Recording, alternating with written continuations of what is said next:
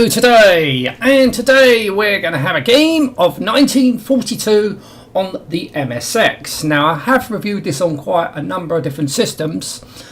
Originally owned this back in the day for the Amstrad CPC, and it was an alright game based on the, I think it's CapCom arcade game. Can't remember if it's CapCom. Probably was CapCom. Right, okay. Right, so this is in demo mode. Okay.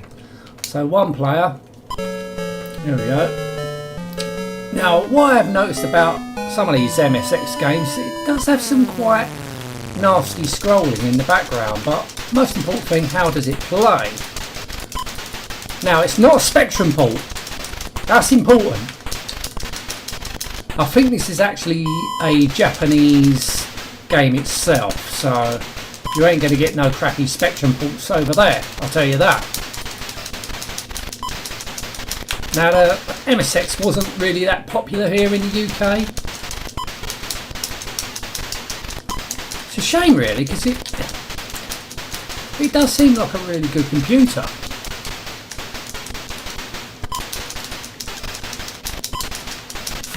So this version, yeah, it plays very well. Ooh, ignore the backgrounds, but it doesn't matter. It doesn't matter. Oh, for fuck's sake. Now, one thing that's great about the MSX computer that I've noticed, it supports two fire buttons.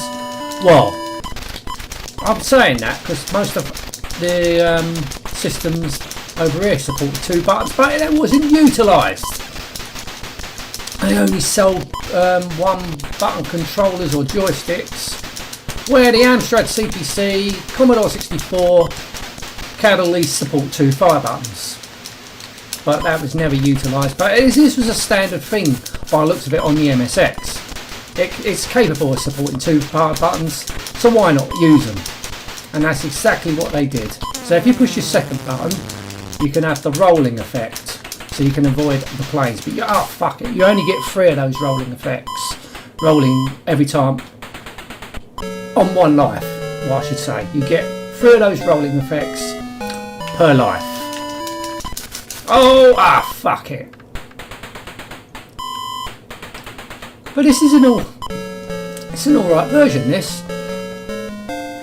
Graphics look good. Okay, I could have maybe used more colours, but at the end of the day, I don't know anything about the MSX, so I don't know what its capabilities were. Oh, fucking hell, that come out of nowhere. So you get a number of lives, so ain't 3 lives here, so you do get a generous amount of lives. That's great when you're a crap game player like me.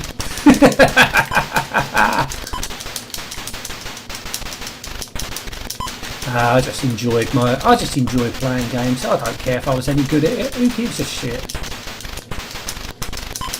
Right, so these powers, you can get a power up. Oh, here we go. So now 1943 is the ones you can shoot and change your power up. But I don't know if that came out on the MSX. Didn't notice it. If it did, it was probably some shitty Spectrum port. But this is an actual Japanese game. There's a little bit of sprite flicker going on there, but I'll let that go as it's not affecting the gameplay.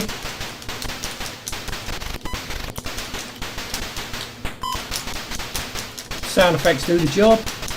You've got a nice big screen going on, so you can fly quite around it actually. It's a big screen. So I landed on the aircraft carrier, so we've done level 1. How many lives have I got? So, okay. Right, does it say? So that's rolls 3. 2 minus 1. What's that all about? Oh no, that's live. I think that's lives. That's not a 2. That's I think that's supposed to be a plane. Okay. So I've got, by looking at that, I've got 1 life left. Okay. Yeah, the graphics are quite detailed on your P38 Lightning. But I said, probably the colours could have had more colour. I don't know. As I said, I don't know anything about the MSX. So, but what they are, at least we've got some colour here. No crap Spectrum port, as I keep saying. Now, it will be acceptable on the Spectrum, yeah. But what annoys me is this, when I had an Amstrad CPC 464 back in the day, we did have Spectrum ports. Basically, it's a Spectrum game getting ported to the CPC, and the CPC ran it a lot slower. So it was basically a Spectrum port just to save time. So basically the CPC owners got shafted. I think that's pretty much the same with the MSX as well when it was over there. Fucking hell, that was close.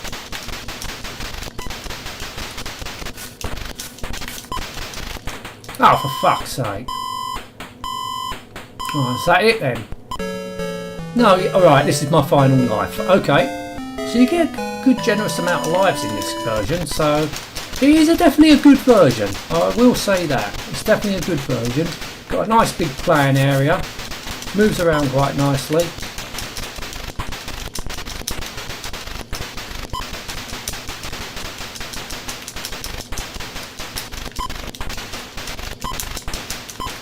And there also is an MSX2 version, which I'm going to be having a look at, because that's going to be even better, I reckon.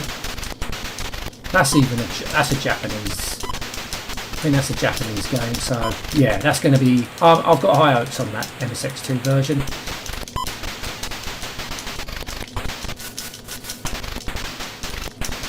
Never ever played this back in the day in the arcades. I have reviewed it on the arcade. I have reviewed the arcade version. Oh fuck it. So that should be it.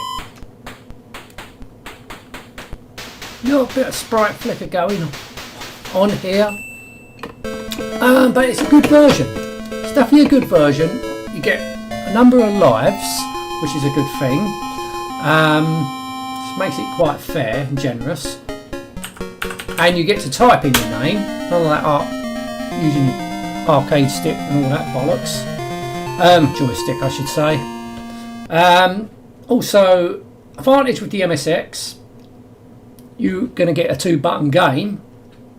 As I said, the Amstrad CPC and the Commodore 64 supported 2 buttons also, but they never got utilised because no one bothered to manufacture 2-button sticks. Could have had better games on those systems, but no. There you go. But at least with the MSX, they did incorporate 2-button games, which is good. I like that. It makes, you know, it's sort of console sort of stuff going on there, because they use 2 buttons. Well, like there's in the Master System of the day. I don't think the 2600 did. But, you know, it was a step forward. We're having 2 buttons. So, yeah, good on the MSX. You know, for sticking by their guns in Japan, I think, for utilising 2 buttons, because it does make a great deal to gaming, having 2 buttons. Yeah, and this is a good version. It is a good version. Anyway, going to end this now. Thank you so much for watching. Till next time, and goodbye.